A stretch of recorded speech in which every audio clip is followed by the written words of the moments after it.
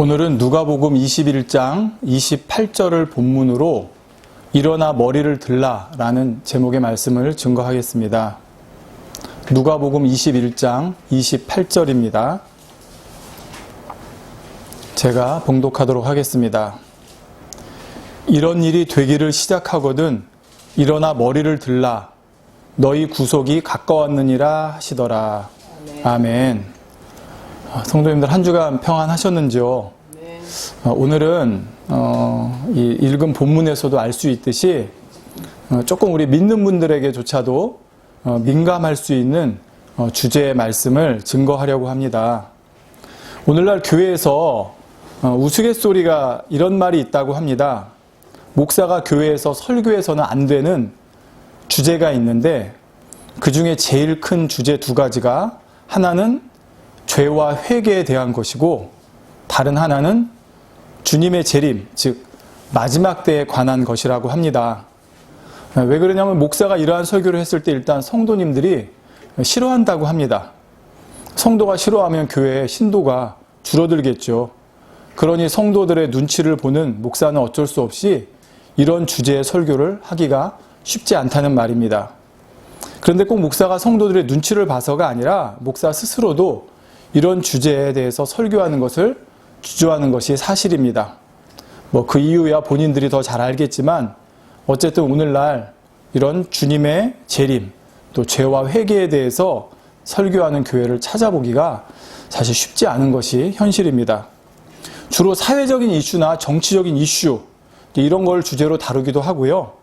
또는 행복한 가정, 원만한 인간관계, 축복받는 삶 이렇게 누구나 와서 들어도 부담 없이 또 관심을 끌만한 주제로 설교하는 경우가 점점 많아지고 있습니다.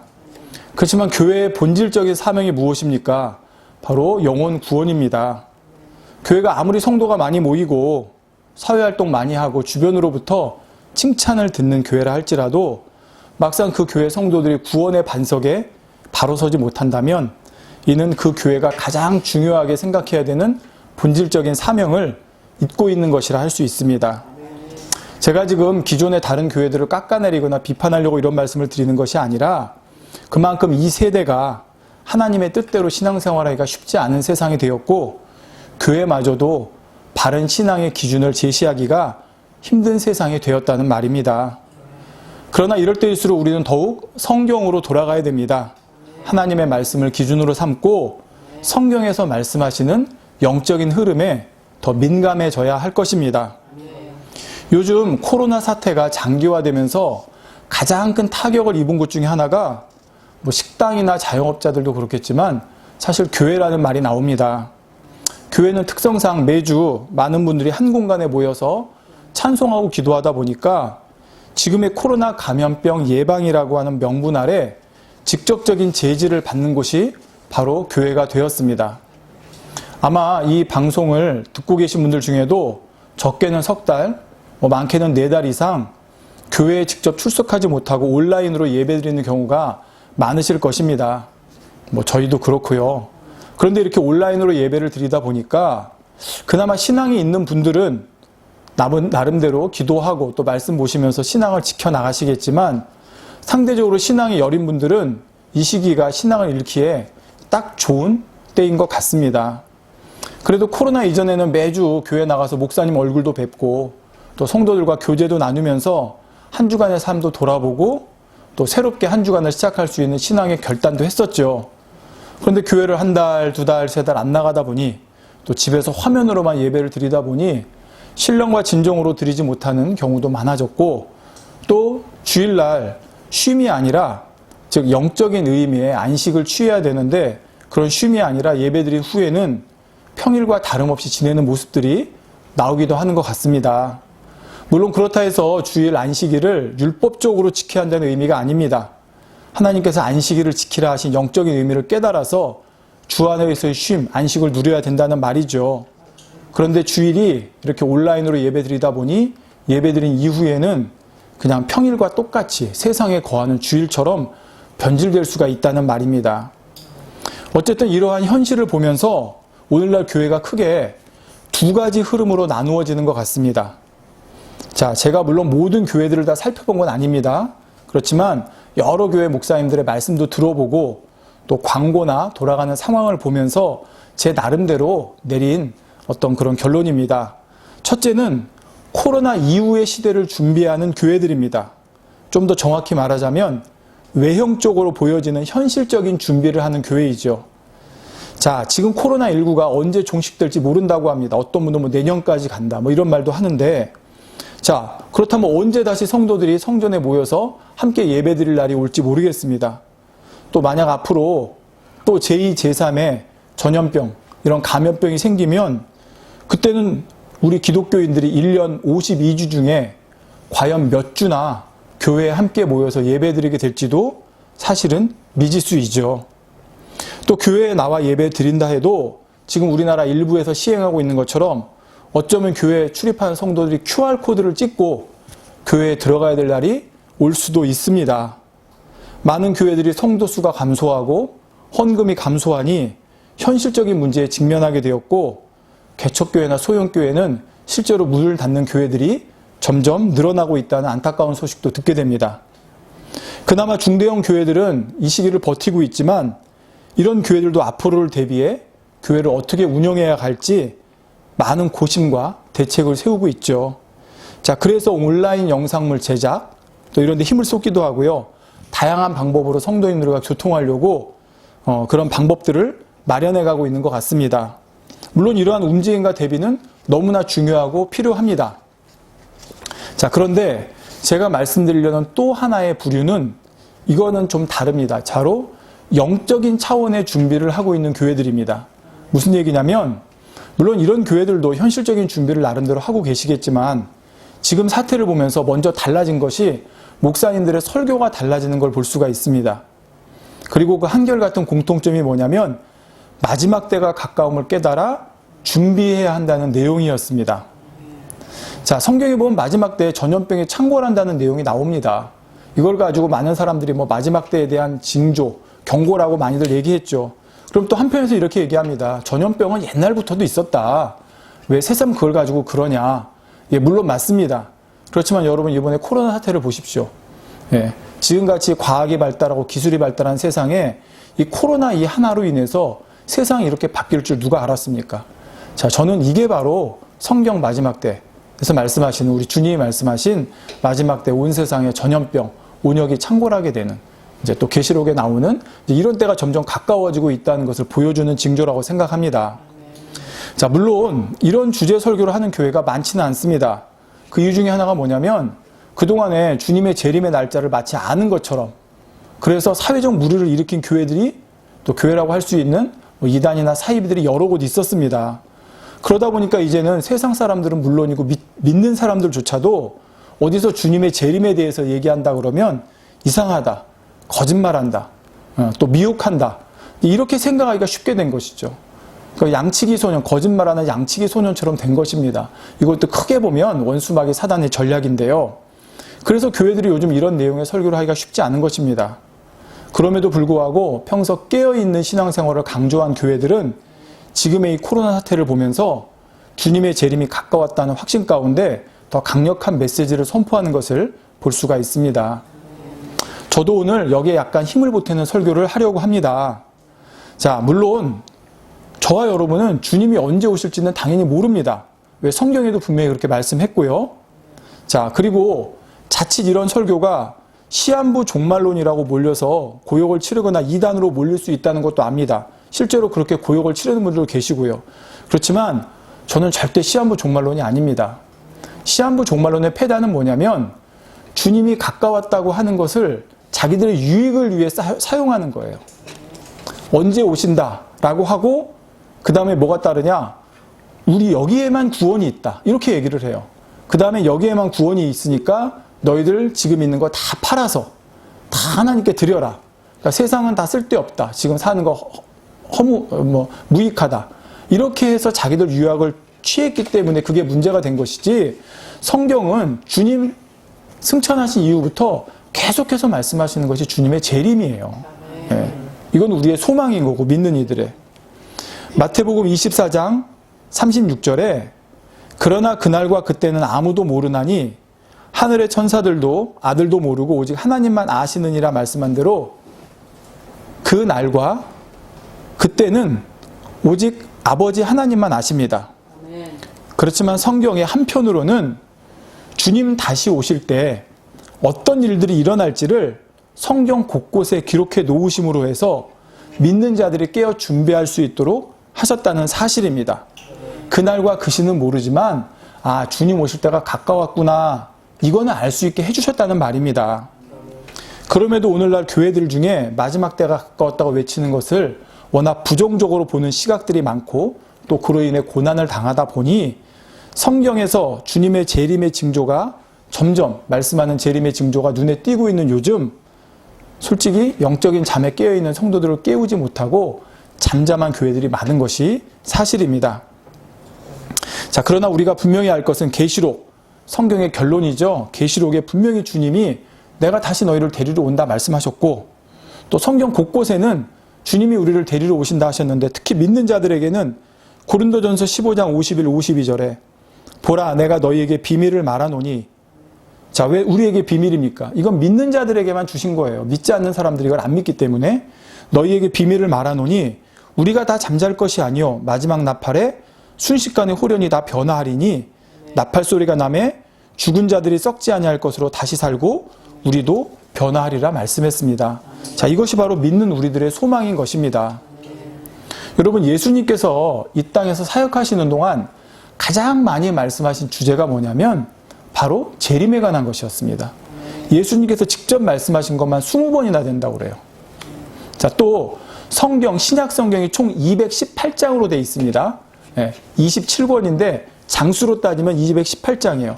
그 중에 주님의 재림이 318회가 언급되어 있습니다. 그러니까 한 장당 1.5번을 언급할 정도로 주님의 재림을 많이 언급하고 있어요. 사도 바울도 50여 번이나 주님의 재림에 대해서 언급하고 있습니다. 그러니 우리가 주님의 재림에 대해서 잠잠하다는 것은 하나님 말씀을 편식하는 것이고 성경의 많은 부분을 빼고 가르치는 게 됩니다.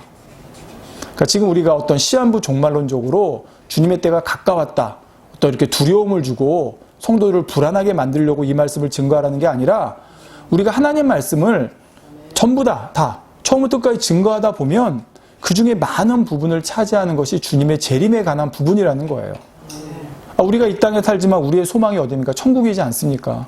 그럼 우리가 이 땅에 살아도 가장 크게 마음에 둬야 되는 게 주님의 재림이지 않겠습니까? 물론 주님의 재림에 대한 내용을 전할 때는 그만큼 준비를 잘해야 됩니다. 왜? 성경을 해석하는 방식에 따라 주님의 재림에 대한 해석도 각각 다른데, 그래서 많은 분들이 좀 어렵게 느껴요. 헷갈리게 느끼는 경우도 있고요. 근데 그 이유 중에 큰 이유가 뭐냐면 주님의 재림이 크게 두 부분으로 나눠지는데 요거를 분별을 잘 못하기 때문입니다. 자, 첫째가 뭐냐면 공중 재림입니다. 그러니까 공중 강림이라고 하는데 바로 휴거 사건이 일어날 때를 말합니다. 주를 믿는 성도들이 순식간에 들려 올라가는 때이죠. 근데 이 공중 강림 이후에 또 뭐가 있냐면 지상 재림이 있어요. 우리가 공중 강림하면 그게 휴거 사건이라고 그랬죠. 그 뒤로 공중에서는 믿는 자들은 7년 혼인잔치, 땅에선 7년 환란이 있습니다. 그게 끝나면 주님이 다시 이 땅으로 재림을 하세요. 이거를 또 지상 재림이라고 그래요. 그 이후에는 천년 왕국이 이어지는 거고요. 자, 교회 다녀도 지금 제가 이 드리는 말씀을 한 번도 안 들어보신 분들이 계실 수 있어요. 저도 예전에 어릴 때 교회를 10년 넘게 다녔었지만 이런 내용 한 번도 들어본 적이 없습니다. 교회에 가서. 그게 무슨 얘기입니까? 10년 동안 설교를 들었는데 물론 제가 잘 못 듣고 흘려버렸을 수도 있지만 10년 동안 설교 중에 주님의 재림에 대한 설교를 그만큼 안 했다는 거예요. 아까 말씀드린 대로 성경에 그렇게 많은 비중을 차지하는데도 불구하고. 그러니까 여러분이 혹시 오늘 이런 얘기를 처음 들으신다고 할지라도 야, 성경에 그런 게 있었어? 선입견 갖지 마시고 객관적으로 한번 들어보셨으면 좋겠다는 말씀입니다. 성경은 공중재림, 지상재림에 대해 기록하고 있는데 이 두 가지를 잘 구별 못하면 헷갈릴 수가 있다는 것입니다. 그래서 나중에 제가 다시 한번 이거 두 개를 구분해서 설명을 하겠지만 오늘은 이걸 구분해서 설명하지 않고 공중재림이든 지상재림이든 주님의 재림이 가까웠다는, 즉 그 전에 일어날 징조들에 대한 내용을 제가 오늘 말씀드릴 거예요. 그러니까 지상 재림을 하시든 공중 재림을 하시든 그전에는 이런 징조들이 있다고 말씀하셨거든요. 그러니까 오늘은 그 징조, 마지막 때 징조에 대해서 말씀을 드리겠는데, 어떤 분들은 교회 다니셔도 이런 말씀을 드리면 그런 말 하지 마세요. 그런 말씀 하지 마세요. 무서워요. 이런 분들이 계세요. 자, 그러나 여러분, 주님 믿는 분들은 이런 말씀이 무서운 게 아닙니다. 예, 무서운 게 아니에요. 자, 성경 말씀대로라면 우리는 7년 환난을 거치지 않아요. 그 전에 물론 7년 환난 전에도 믿는 자들에 대한 핍박과 고난이 있을 수는 있습니다. 그렇지만 우리 구원받은 자녀들은 7년 환난 전에 주님의 공중 재림, 즉 공중 강림 때 휴거되기 때문에 7년 환난을 거치지 않습니다. 그러니 주님의 재림을 진정 믿음으로 믿고 기다리는 분들이라면 마지막 때가 가까웠다는 말씀을 들을 때 오히려 지금 상황에서 천국에 대한 소망이 더해져야 할 것입니다. 자, 지금부터 몇 가지 증거를 말씀드리겠는데, 자, 주님의 재림을 가장 분명하게 알 수 있는 첫 번째 증거는 성경에 기록된 이스라엘이라는 민족의 역사입니다. 이스라엘은 민족이라고도 하고 나라라고도 하는데요. 자, 이스라엘은 하나님의 선택받은 민족입니다. 그래서 하나님께서는 성경 구약부터 신약까지 이 선택한 민족 이스라엘을 통해서 이 땅에 이루어지는 인간 경작의 시간표를 그 이스라엘 민족의 어떤 그 처음부터 끝까지 담아 놓으셨어요. 그러니까 이스라엘 민족의 시작부터 끝까지를 보면 인간 경작의 시간표가 지금 어디쯤 와 있다라는 것을 우리가 알 수 있다는 것입니다. 그래서 구약에는요, 이스라엘에 대한 예언들이 많이 나오는데, 그리고 그게 다 성취되었어요. 오늘 이걸 다 말씀은 못 드려요. 그런데 가장 최근에 이스라엘에 대해 성취된 예언이 뭐냐면 이스라엘이 나라를 세우는 거예요. 구약 신명기나 에스겔, 이사야 이런 데 보면, 또 주님께서도 누가복음 이런데 사복음서에 말씀하신 대로 이스라엘이 멸망할 것을 말씀하시고 다시 회복될 것을 말씀하세요. 근데 이 말씀처럼 실제로 이스라엘은 주 70년에 로마의 디도, 타이토스 장군이라고 한 사람에 의해서 그 예루살렘 성전이 다 짓밟히고, 또 한 번 135년에 그 독립운동을 하던 그 유대 땅, 이스라엘 땅에 다시 한번 로마군이 와서 그냥 거의 60만이 넘는, 거의 55만, 60만의 그 유대인들을 다 죽이면서 그들이 전 세계로 흩어져요. 그러니까 이 두 번의 사건을 통해서 디아스포라라고 그러죠. 유대인들은 전 세계로 흩어집니다. 그리고 이 지구상에서 이스라엘이라는 나라가 없어져요. 지도상에서. 그리고 팔레스타인이라는 지명을 거기다가 줘요. 그러니까 이제 구약의 블레셋이라고 하죠. 예. 그래서 이 지도상에 1900년 동안, 인류 역사상 1900년 동안 이스라엘이라는 나라가 없어진 거예요. 자, 그런데 그렇게 해서 전 세계로 흩어졌던 유대인들이 1948년, 우리나라가 그 독립해서 나라를 건국한 거하고 똑같은 해입니다. 1948년에 갑자기 나라를 세웁니다. 이걸 아무도 생각하지 못했고 상상하지도 못했어요. 심지어 믿는 사람들조차도 이걸 믿지 않았었어요. 이게 무슨 얘기냐면, 아까 말씀드린 대로 성경에 보면 이스라엘이 멸망하죠, 회복될 것이 나와 있잖아요. 근데 이스라엘 나라가 없어졌잖아요. 그러니까 믿는 자들이 뭐라고 그랬냐면, 이제는 이스라엘이라는 나라를 통해 아버지가 섭리하시는 게 아니라 대신 이제 교회를 통해, 믿는 성도들을 통해서 역사하신다. 이걸 대체신학이라고 하거든요. 그래서 이제 이스라엘에 대한 섭리는 없어졌다, 이렇게까지 말을 하기도 했었어요. 근데 1948년에 갑자기 나라가 생긴 거예요. 예. 그러니까 이게 얼마나 대단한 일입니까? 근데 이게 그냥 들으면 잘 모르는데 제가 우리나라를 비교해 볼게요. 우리나라가 AD 70년에서 135년 요 사이가 언제냐면 고구려 시대예요. 고구려 태조왕 때입니다. 그러니까 만주, 요동 이런 때를 갖다가 다스리고 있던, 자, 예를 들어 그때 나라가 망했어요. 고구려가 망했는데 1900년이 흘러 후에 나 고구려 민족의 후예다 하는 사람들이 만주에 가서 여기 옛날 우리 조상의 땅이야. 여기다 우리 나라를 세워야겠어. 여기 내놔. 그러면 거기 살던 사람들이 뭐라고 그러겠습니까? 웃지요. 1900년이 지났는데 뭘 지금 와서 우리 땅이라고 그러겠어요. 근데 이스라엘은 그걸 해낸 거예요. 상식적으로 되지 않는 일을. 자, 상식적으로 되지 않는 일을 누가 하세요? 하나님이. 그러니까 하나님이 하시면 돼요. 하나님은 하나님이 말씀하신 걸 반드시 성취하세요. 근데 구약에도 말씀하셨고 예수님도 말씀하시니까 이루어져야 되잖아요. 그러니까 이루게 하신 거예요. 그래서 그 당시 300만 명 정도의 이스라엘 그 유대 민족이 전 세계에서 모입니다. 그리고 지금도 알지만 이스라엘 땅은 주변에 아랍 국가들로 둘려 있어요. 2억 명이 넘는 당시에. 그리고 아랍 국가로 위해서 둘려 있던 곳에 300만 명이 와서 정말 비교도 안 되는 숫자가 거기다 나라를 세워요. 그러면 당시 생각할 때, 야, 저기는 금방 끝난다 생각했어요. 주변에 아랍 국가들이 가만 놔두겠습니까? 공격하고. 그래서 뭐 6.1 전쟁이 일어나고 그러잖아요. 1차, 2차, 3차 막 중동연 전쟁이 일어나고. 자, 그런데도 이스라엘이 어떻게 됐어요, 지금? 굳건히 나라가 서 있어요. 왜? 하나님 말씀이니까. 네. 자, 이렇게 거의 1900년이 지난 후에 옛날 자기 조상들의 땅에 와서 국기를 꽂고 나라를 세운 것입니다. 자, 그러면 이것이 어떻게 이루어졌는지 제가 이사야 66장 7절 8절의 말씀을 통해 한번 읽어보겠습니다. 하나님께서 이렇게 말씀하세요. 시온은, 여기서 시온은 이스라엘 민족을 말합니다. 시온은 구로하기 전에 생산하며, 구로는 해산의 고통을 말하는 거예요. 자, 시온은, 즉 이스라엘은 해산의 고통을 겪기 전에 생산하며 고통 당하기 전에 남자를 낳았으니 이러한 일을 들은 자가 누구며 이러한 일을 본 자가 누구뇨? 나라가 어찌 하루에 생기겠으며 민족이 어찌 순식간에 나겠느냐? 그렇죠? 나라가 어찌 하루에 생기겠고 순식간에 나겠어요. 그러나 시온은, 즉 이스라엘은 구로하는 즉시, 즉 해산하는 고통을 겪는 적시 그 자민을 순산하였도다. 그러니까 나라를 세웠다는 것이에요. 그러니까 이스라엘 순간에 나라를 세웠잖아요. 네. 물론 그때 국제적인 정세가 있었지만 국제적인 정세도 하나님이 다 움직이시는 거예요. 네. 당시 뭐 영국이라든지 UN 이런 데를 다 주관하셔서 결국 나라가 세워지게 하신 거예요. 자, 마지막 때 이스라엘에 대한 예언은요, 뭐 신명기도 그렇고 에스겔도 그렇고 이사야도 그렇고 곳곳에 나옵니다. 자, 그리고 또 에스겔 38장 39장에도 보면 이스라엘과 주변 나라 전쟁이 있을 걸 말씀하세요. 여기 나온 주변 나라들이 있는데 이거 이제 계시록에 나온 내용하고도 일맥상통해요. 그 로스 뭐 이렇게 해가지고 그 뭐 러시아, 그다음에 이제 뭐 마곡, 곡 이래가지고 그 주변 중동 국가, 결국 이제 계시록에 나오는 아마겟돈이죠. 이제 전쟁에 대해서도 말씀하는데, 그러면 물론 우리가 이 아마겟돈이라는 전쟁을 믿는 자들은 이 땅에서 못 봐요. 그 이제 이건 7년 환란 중에 있는 일이기 때문에. 그렇지만 제가 이 말씀을 드리는 건 뭐냐면 그런 큰 전쟁이 일어나기 전까지 전초전이라는 게 있잖아요. 근데 지금 보면 현실 상황이에요. 이스라엘과 이란 뭐 일촉즉발이잖아요. 이란이 핵무기를 만드는 가장 큰 이유가 뭡니까?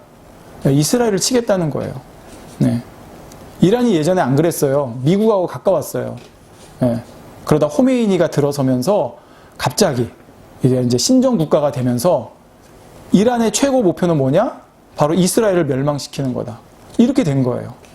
그러니까 결국은 부딪힐 수밖에 없는 거예요. 근데 이제 그 뒤에 나중에 이제 러시아나 그 주변에 옛날 소비에트 연방 나라들이 이제 함께 관여하게 되는 거죠.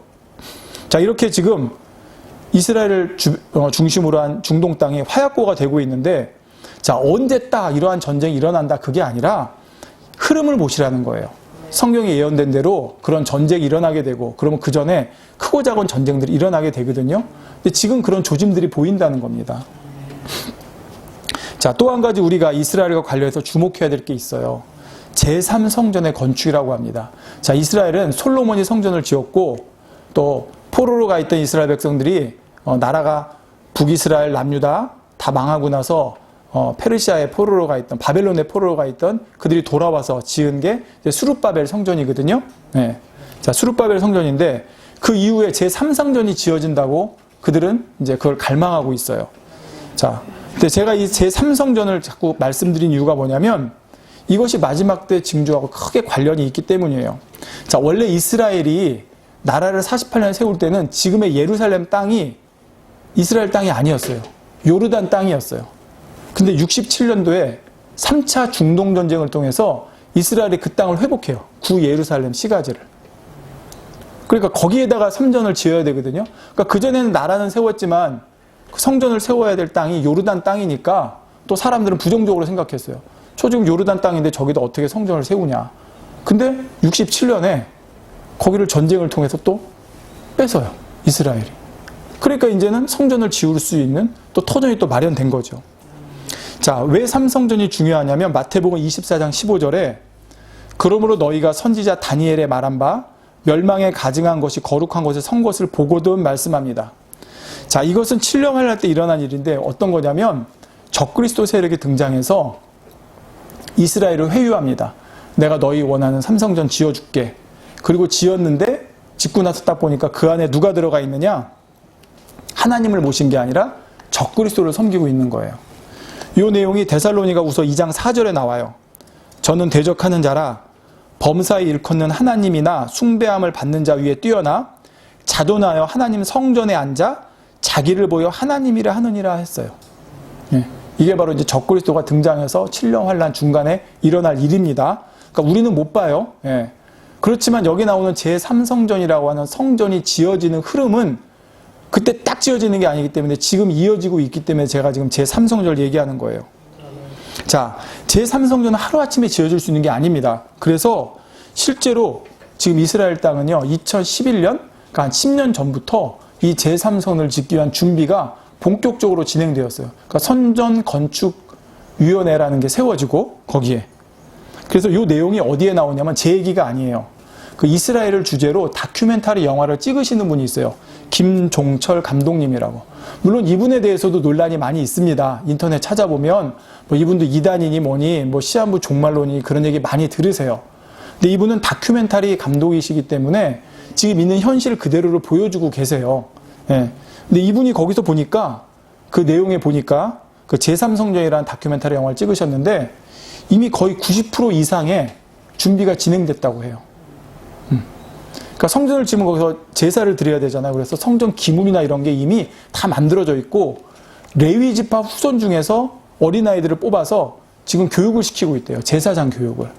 그 제3성전이 지어지면 그때 거기서 그들을 세워서 제사를 드리려고.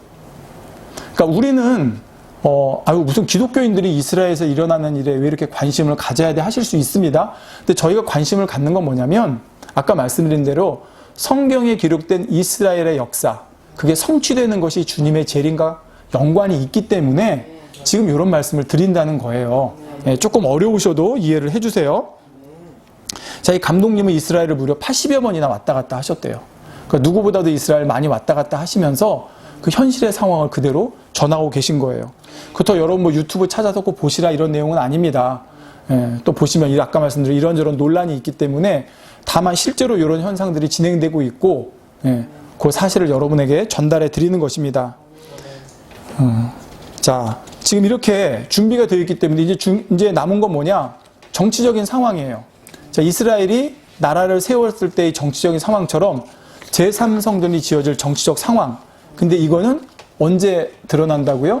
7년 환란 때 드러나는데 그 7년 환란이 가까워지면서 이런 움직임들이 더 본격화된다는 것입니다. 그러니까 여러분이 혹시 앞으로 뭐 뉴스나 이런 걸 들으실 때 뭐 이스라엘의 어떤 성전 건축의 움직임이 있다, 뭐 이런 내용들을 들으시면 이게 바로 그 성경에서 말한 제3성전이고 이게 주님의 재림과도 관련이 있다 이렇게 아시라고 제가 지금 미리 말씀을 좀 드리는 겁니다. 자, 우리 여러분 중에는 국내 정세나 국제 정세 이런 데 관심이 있는 분도 있고 내가 뭐 그런 거에 관심을 가져 하는 분도 계실 텐데 우리가 믿는 사람으로서 주님의 재림을 기다리는 사람으로서 이 정도 관심은 가지고 계시라는 거예요. 그러니까 중동 지역, 이스라엘 이런 상황에 대해서요. 자, 또 마지막 때가 가까웠다는 주님의 재림이 가까웠다는 징조 중에 하나로 성경에 나와 있는 내용은 아닌데 좀 조심스럽지만 한 가지만 또 말씀을 드리겠습니다. 주님 오실 때가 가까워지면 남북 간의 화해 무드가 조성되어져요. 자, 이건 아까 말씀드린 것처럼 성경에 기록된 내용은 아닌데 우리나라에 마지막 때를 준비하며 기도하는 많은 분들이 동일하게 주관받는 내용이 있대요. 자, 북한 땅에 나중에 가서 선교를 해야 된다는 거예요. 거기도 복음을 전해야 된다는 겁니다. 지금 여러 매체를 통해 들려오는 내용을 보면 북한에도 아직 믿는 분들이 지하교회, 가정교회에 수십만 이렇게 그런 분들이 숨어서 예배를 드리며 신앙을 지키고 있다고 합니다. 그분들의 기도가 뭐겠습니까? 북녘 땅에도 복음이 전파되게 해달라고, 다른 많은 사람들에게도 복음이 전파될 수 해달라고 기도하지 않겠습니까? 그러니까 아버지께서 그 기도를 들어주시면 뭐가 불가능하겠습니까? 또 반드시 그렇게 돼서 북녘 땅에 있는 3천만 가까운 우리 동포들도 이 복음을 들어야겠죠. 그래서 물론 지금은 북한과의 관계가 이랬다 저랬다 합니다. 마침 또 어제 보니까 북한과의 관계가 또 막 나쁘게 또 치달아가고 있는 것처럼 보이는데, 그렇지만 여러분 6.25 종전 이후나 70년대 80년대하고 비교해 보십시오. 엎치락 뒤치락은 했지만 전반적으로 지금 화해 분위기로 가고 있는 거예요. 그러니까 제가 이 말씀을 드리는 건 이게 뭐 1년 후다, 2년 후다, 5년 후다, 10년 후다, 저도 몰라요. 그렇지만 또 생각보다 가까이 올 수도 있는 거고. 자, 이렇게 그렇지만 말씀드린 이유는 여러분이 앞으로 뉴스나 이런 걸 보시면서 북녘 땅에도 복음이 전파될 수 있는 길이 열리네. 이런 뉴스를 접하시면 그만큼 주님 오실 때가 가까웠구나. 이걸 여러분이 아시라고 제가 지금 이 말씀을 드리는 것입니다. 자, 세계 정세의 흐름도 여러분이 또 아셔야 될 건데, 뭐 계시록에 나오는 대로 뭐 적그리스도 세력이 지금의 유럽 연합이다, EU다, 뭐 이런 내용들을 워낙 많은 분들이 말씀을 하세요. 근데 저는 이제 그 내용은 말씀드리지 않겠습니다. 예, 거기에 대해서는 워낙 이런저런 얘기도 있고, 지금 뭐 유럽 연합이 이렇게 확 드러난 때가 아니다 보니까 많은 분들이 거기에 대한 반론이 있기 때문에 제가 뭐 거기에 대해서 이견이 일어날 수 있기 때문에 그 말씀을 드리지 않는데, 그중 확실한 거 하나는 뭐냐면 계시록에서 나오는 것처럼 마지막 때가 되면 통제사회가 되는 건 맞아요. 통제사회. 자, 무슨 얘기냐? 계시록에 666표가 나오죠. 그 666표도 여러 가지 이견이 있습니다. 저는 그걸 말씀드리는 게 아니라 그 666표의 목적이 뭡니까? 거기 계시록에 보면 그게 없으면 매매가 안 된대요. 그러니까 사회생활을 못하는 거예요. 그러니까 그거는 뭐냐? 그 표가 곧 통제의 수단이 될 수 있다는 말입니다. 그래서 결국 마지막 때가 가까울수록 뭔가 이 전체를 통제할 수 있는 그런 수단이 등장할 수밖에 없는 흐름이 나온다. 이제 저는 지금 이걸 말씀드리는 겁니다. 요즘처럼 인권을 중시하는 시대에 어떻게 그렇게 막강한 통제권을 가지고 통제사회가 등장할 수 있을까 생각할 수 있지만, 자, 이번 코로나 사태만 한번 보십시오. 안전이라는 명목하에 결국은 대다수 국민의 안전이라는 명목하에 개인의 자유에 대한 통제가 가능하다는 것을 보았습니다. 아까 말씀드린 대로 QR코드를 찍어야 어디 방문할 수도 있을 수 있고, 또 이제 손목에 위치 추적 장치를 달 수도 있는 것이고, 이게 평상시 때 같으면 안 되는데 안전이라고 하는 명목하에는 가능하다는 거예요. 자, 이렇게 해서 개개인의 자유를 통제할 수 있고 또 정보를 공유할 수 있는 시대가 올 수 있다는 말입니다. 뭐 지금 뭐 우리나라 상황을 보면 이제 앞으로 어디 여행 갈 때도 그렇지만 해외여행 갈 때도 이제는 어찌 보면 우리의 어떤 정보를 공유해야 될 수도 있어요. 그러면 전 세계가 그 사람의 여행 정보, 개인 정보를 공유할 수 있게 되는 거거든요. 그럼 이게 바로 우리가 생각하는 아까 말씀드린 통제사회가 가까워오고 있다는 증거입니다. 물론 제가 지금 어떤 정부의 방침에 반대하거나 대다수 국민의 안전보다 개개인의 인권이나 자유가 중요하다고 말씀드리는 게 아닙니다.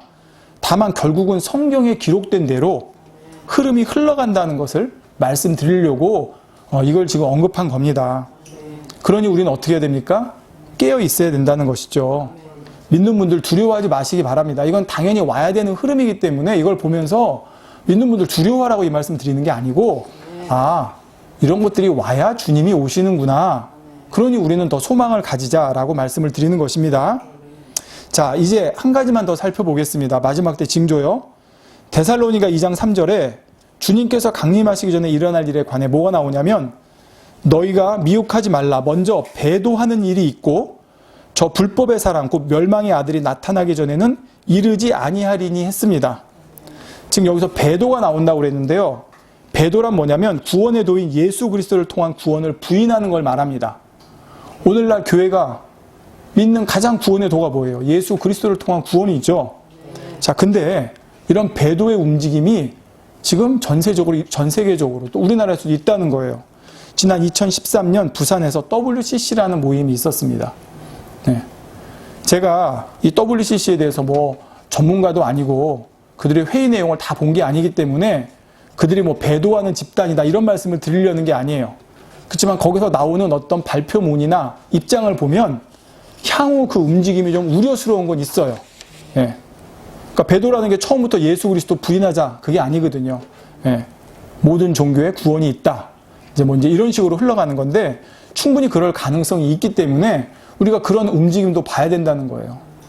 그래서 지금 뭐 교회 다니는 분들 중에 뭐 우리 교단이 여기에 가입했나 안 가입했나 이런 것 때문에 되게 불안해 하시는 분들도 있는 거 압니다. 네, 그런 부분들도 있기 때문에 그렇지만 지금 답은 뭐냐? 이럴 때일수록 우리는 어떻게 해야 되냐? 예수 그리스도를 굳건히 붙잡으면 돼요. 네, 우리의 구원은 오직 예수 그리스도를 통한 분이다. 한 분뿐이다. 라는 요걸 굳건히 붙잡으면 되고, 자, 이럴 때일수록 개교회들이 더 깨어나야 됩니다. 디모데후서 3장 5절에 경건의 모양은 있으나 경건의 능력은 부인하는 자들이라 했습니다. 그러니까 무슨 얘기냐? 요즘 무늬만 교회들이 사실은 늘어나고 있습니다. 되게 안타까운 거지만 교회가 세상과 구분되지 않으면 더 이상 교회를 할 수 없습니다. 또 세상에서 일어나는 일이 교회 안에서 일어나고 있으면 그것은 더 이상 교회 역할을 한다고 말할 수가 없을 것입니다. 이럴 때일수록 우리는 하나님의 거룩함을 추구하는 교회를 필요로 합니다. 하나님에 대해 힘써 알고 하나님의 뜻대로 살려고 하는 그런 교회가 필요합니다. 세상과 구분되어져서 빛의 역할을 할 수 있는 교회가 필요합니다. 또 세상에서 무엇이라 하든 하나님의 말씀이면, 하나님의 뜻이면 담대히 선포할 수 있는 교회가 필요합니다. 자, 여러분, 결론을 맺겠는데요. 여러분은 하루에 천국을 얼마나 자주 생각하십니까? 혹시 하루에 한 번도 천국을 생각하지 않으시나요? 네. 사람의 비유를 들어보겠습니다. 이 땅에서 이사를 간다고 할게요. 네, 이사를 간다고 할 때 내가 이사 갈 집이 너무 좋다고 그러면 이사 가기 전에 그 집 이렇게 할 수 있으면 그 집 근처에 가서 한번 이렇게 둘러볼 거고, 네. 또 그 집에 대해서 수시로 생각할 거예요. 가서 가구 배치는 어떻게 해야지, 벽지는 이렇게 해야지, 네. 거기 가면 어떻게 살아야지. 아마 상상의 날개를 펴면서 그 이사 갈 집에 대해서 이런저런 생각을 할 겁니다. 하루에도 몇 번씩 하겠죠. 뭐 특히 신혼부부라고 그러면 어떻겠습니까? 결혼해서 신혼집에 들어가서 야, 어떻게 집을 꾸미고 어떻게 살아야지. 얼마나 들떠 있겠어요. 응? 그냥 결혼해서 신혼집에 들어가는데도 그거 한 번도 생각 안 한다? 글쎄, 그게 과연 그 신혼집 들어가는 데를 소망하는 사람이라고 할 수 있을까요? 자, 이와 마찬가지로 우리도 정말 천국을 소망하는 마음이 있다고 그러면, 그것이 참이라고 그러면 당연히 천국에 대해서 수시로 생각할 수밖에 없습니다. 저 개인적으로 볼 때도 그렇습니다. 제 신앙이 뜨겁고 충만하고 바로 서 있을 때는 늘 하늘 바라보면서 천국 소망하게 돼요. 근데 그 반대일 때는 현실을 바라보게 되더라는 것입니다. 성도 여러분, 우리는 지금 우리 본향이 어딘지를 분명히 다시 생각해 보아야 할 때입니다. 우리가 단지 이 땅에서 잘 먹고 잘 살려고 이 땅에 사는 것이 아닙니다. 그런 사람은 오히려 천국이 소망 안 되겠죠. 왜 이 땅에서 잘 먹고 잘 살려고 하는데 집중하는데 언제 천국 생각하고 소망이 되겠습니까?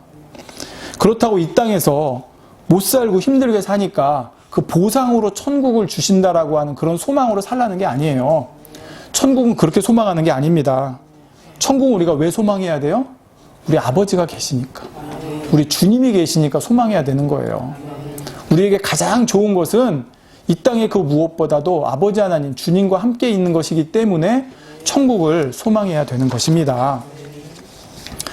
오늘 말씀드린 이 징조들이 딱 시간을 정해서 언제 나타난다, 그때 말한 징조가 이것이다, 이렇게 드러나는 것이 아닙니다.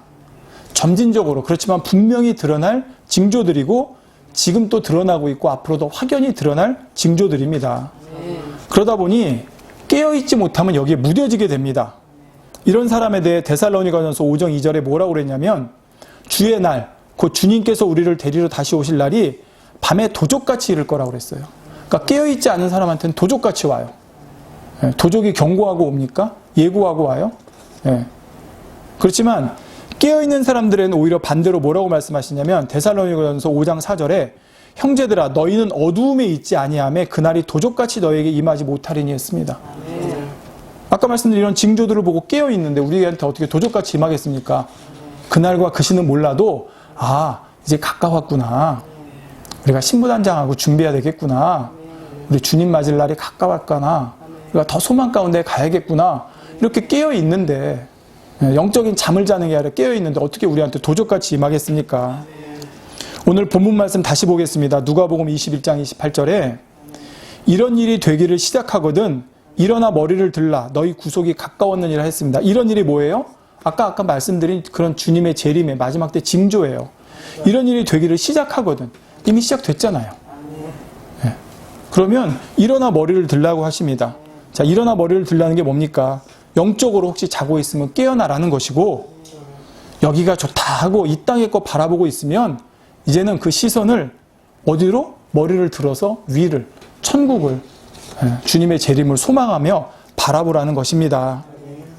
자, 그렇다고 여러분 이렇게 주님 재림 말씀드리니까 주님 오실 날이 가까우니 이 세상 일 다 접고 신앙생활에만 전념해야 된다. 이런 말씀 드리는 게 아니에요. 그게 뭐라고요? 그게 시한부 종말론이에요. 그건 잘못된 거예요. 우리 이럴 때일수록 이 땅에서의 삶에도 최선을 다해야 됩니다. 학생은 학생으로서, 직장인은 직장인으로서, 엄마, 아빠, 부모로서, 또 남편으로서, 아내로서, 자녀로서 자기 주어진 곳에서 빛과 소금의 역할을 감당해야 되는 거예요. 부족됨이 없는 그런 신앙생활의 모습을 살아가야 되는 것입니다. 건강한, 건전한 신앙생활은요, 이 땅에서 잘 돼서, 이 땅에서도 잘 돼서 하나님께 영광 돌리는 것이고, 또 본향인 천국을 바라보며 사는 삶, 이 두 가지가 적절히 잘 조화롭게 이루어지는 것이 건전한 신앙생활입니다. 다만 그 중에서도 우리의 궁극적인 목표는 이 땅의 삶이 아니라 천국 소망 가운데 어떻게 하면 우리가 하나님의 참 자녀가 될까? 이것이 우리의 궁극적인 신앙의 목표가 돼야 된다는 걸 말씀드리는 것이고요. 요한복음 14장 3절에 말씀합니다. 가서 너희를 위하여 처소를 예비하면 내가 다시 와서 너희를 내게로 영접하여 나 있는 곳에 너희도 있게 하리라 했습니다. 여러분 어릴 때 소풍 가기 전날 어땠습니까? 두근두근. 네. 잠 안 오고. 운동회 전날 어땠습니까? 두근두근. 아까 말씀드린 대로 이사 전날 어때요? 두근두근. 결혼하신 분들 결혼 전날 어때요? 두근두근. 그렇죠. 그렇습니다. 이게 바로 마지막 때를 기다리는 우리의 마음인 줄로 믿습니다. 아까 말씀드린 것처럼 우리 늘 천국 소망하고 또 천국 생각하고 천국 바라보며 갈 수 있는 저와 여러분이 되었으면 좋겠습니다. 우리를 데리러 오신 주님 앞에 우리가 소망하려면 어떻게 되냐? 신부단장 돼 있어야 돼요. 마태복음 열처녀 비유 나오잖아요. 준비돼 있는 사람만 들어갑니다. 주님이 오실 걸 알았어요. 그들도 신랑이 오신다는 거. 근데 5명은 기름 준비하고 깨어 있었지만 5명은 물론 이제 10명이 다 졸며 잘세 5명은 준비는 돼 있는 상태였어요. 그러니까 깨어났을 때 주님 맞이할 수 있었지만 다른 사람들 이제 곧 오신다 했는데도 준비가 안 되어 있으니까 왜? 이 준비가 하루아침에 되는 게 아니거든요. 여러분 신부단장이 하루아침에 되겠습니까? 아니에요. 내가 아무리 지금 막 믿고 싶고 막 변화되고 싶고 해도 하루아침에 되는 게 아니기 때문에 우리가 이렇게 깨어서 신부단장 해야 되는 거고 그래서 신부단장이 우리가 더 된 만큼 주님 앞에 담대히 설 수 있는 것입니다. 그래서 우리 주님 오시는 그날에 모두가 함께 주님 앞에 주님 품에 담대히 안길 수 있는 저와 여러분 모두가 될 수 있기를 주님의 이름으로 기원 드리겠습니다. 네, 감사합니다.